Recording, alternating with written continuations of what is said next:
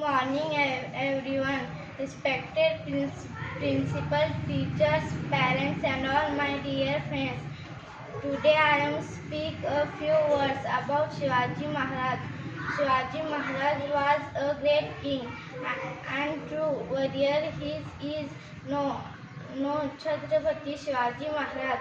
Shivaji Maharaj born at the Shivneri Fort in Pune district on 19 February 1630.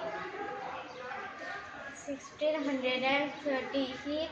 His father's name was Shahji Bhonsle and mother's name was Jijabai.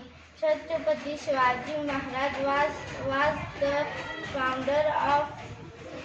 founder of Maratha Empire. Shiv Jayanti celebrated 19 February every year. Jai Hind, Jai Maharashtra.